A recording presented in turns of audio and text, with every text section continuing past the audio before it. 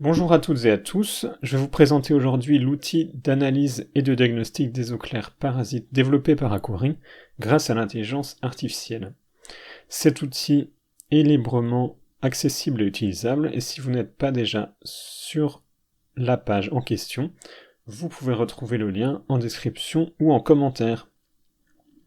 Pour rappel très rapidement, le volume relevé sur une station d'épuration ou sur un poste de relèvement peut se décomposer en trois parties. La première étant l'eau usée réellement rejetée par les habitants et les entreprises du bassin de collecte. La seconde, les eaux claires parasites dites pluviales ou météoriques, qui provient des mauvais raccordements et donc des précipitations récentes.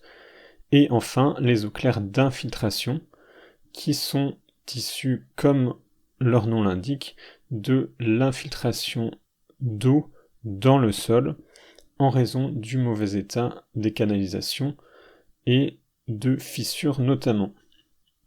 Le fonctionnement de cet outil repose donc sur l'intelligence artificielle. Un modèle pluie-débit va apprendre d'un historique de précipitation et de débit, et va ainsi associer une répartition de pluviométrie spatiale et temporelle à un débit reçu sur l'ouvrage considéré. L'intérêt de ce modèle va être qu'on va pouvoir lui faire rejouer le passé en lui demandant de prédire ce qui se serait passé en temps sec, et la différence entre la valeur estimée par le modèle en temps sec et la valeur du volume réellement reçu va correspondre à l'eau pluviale météorique. Pour calculer l'eau d'infiltration, on va s'appuyer sur une méthode plus traditionnelle liée au débit nuit, mais affinée grâce là aussi à l'intelligence artificielle qui va pouvoir se débarrasser de la composante eau pluviale parfois présente aussi dans le débit nuit. Pour faire fonctionner cet outil, vous allez simplement avoir besoin d'un fichier, d'un historique de débit horaire sur le poste de relèvement considéré par exemple, sur au moins 1 an et idéalement 3 ans.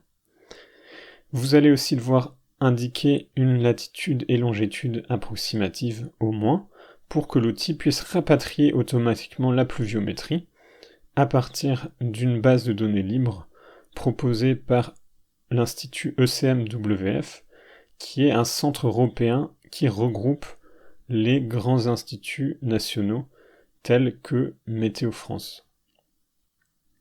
Cette pluviométrie va pouvoir ensuite permettre au modèle de se calibrer automatiquement, d'apprendre du passé, et l'algorithme va pouvoir décomposer donc le volume reçu jour par jour en ces trois composantes. Alors je vais vous montrer un exemple plus concret pour voir ce que ça donne.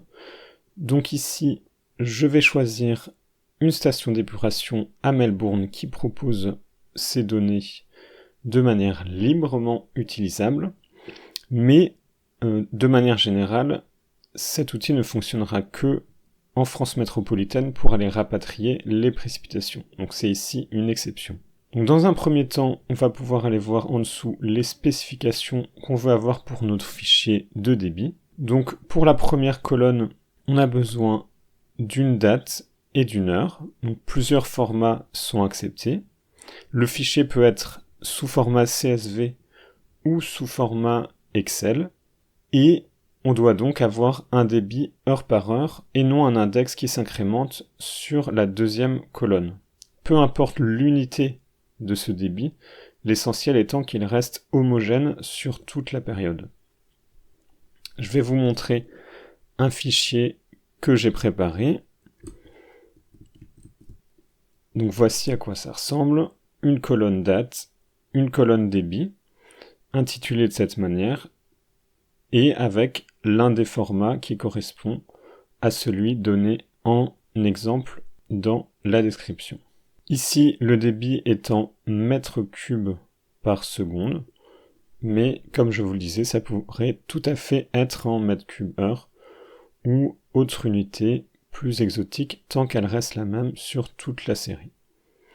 Ici, on a une très longue série de données, mais on va être restreint de toute façon par la période donnée par la météo, puisque on va être seulement avec des données entre 2017 et 2021. Les données de 2022 seront ajoutées prochainement.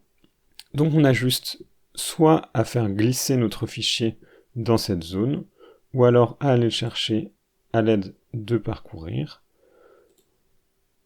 On le charge. On va ensuite sélectionner la latitude et la longitude que j'ai pré-remplie ici. Quand ces trois éléments sont renseignés, vous pouvez valider. Vous avez un petit temps d'attente qui correspond au traitement des données par l'algorithme. En général, pas plus de 30 secondes. Et là, vous avez vos résultats. En ordonnée, on a le volume en mètres cubes moyenné sur la journée jour par jour pour chacune des composantes, l'eau pluviale météorique, et qui est calculé grâce au modèle d'intelligence artificielle qui va lui estimer le volume en temps sec. La différence des deux correspond à l'eau pluviale. Le volume temps sec correspond à la lisière entre la zone bleue et la zone verte. Pour le reste, on va utiliser les débits nuit qui vont nous permettre de distinguer les rejets réels et les zones d'infiltration.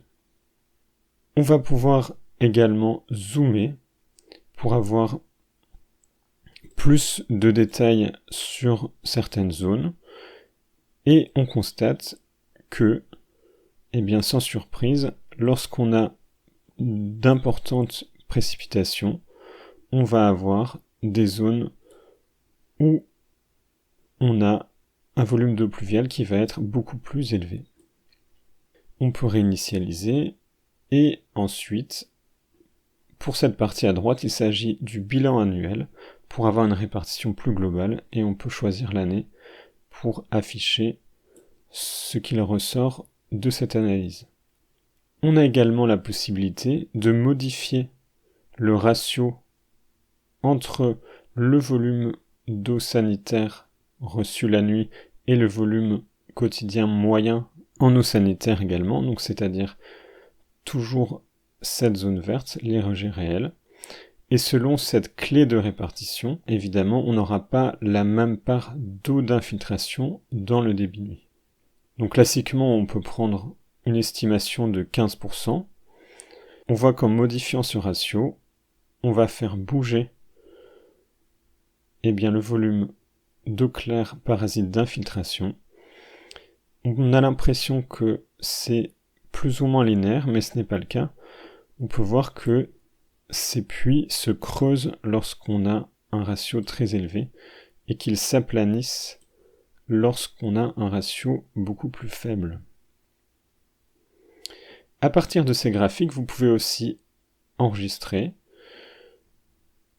sous un format d'image classique et ensuite en faire ce que vous souhaitez. Voilà pour la présentation de cet outil qui permet de discerner les différentes composantes du volume d'eau usée reçu sur un poste de relèvement ou sur une station d'épuration, et notamment donc de distinguer les deux composantes des eaux claires parasites. Si vous avez besoin d'autres fonctionnalités, ou pour des questions d'ordre général, vous pouvez tout à fait me contacter en allant sur le formulaire de contact disponible sur le site aquari.org et me poser vos questions. Je peux par exemple vous générer d'autres types de visualisation, également vous proposer un traitement de données plus massif ou plus spécifique selon les données à votre disposition, ou encore d'intégrer en direct les résultats dans un système tiers ou via une API par exemple, c'est-à-dire que votre système peut faire appel à l'algorithme de calcul des eaux claires parasites assisté par l'intelligence artificielle et peut vous renvoyer de manière automatisée les résultats que vous pouvez ensuite intégrer à votre convenance dans votre système de gestion ou de visualisation. Merci à toutes et à tous pour votre écoute et à bientôt.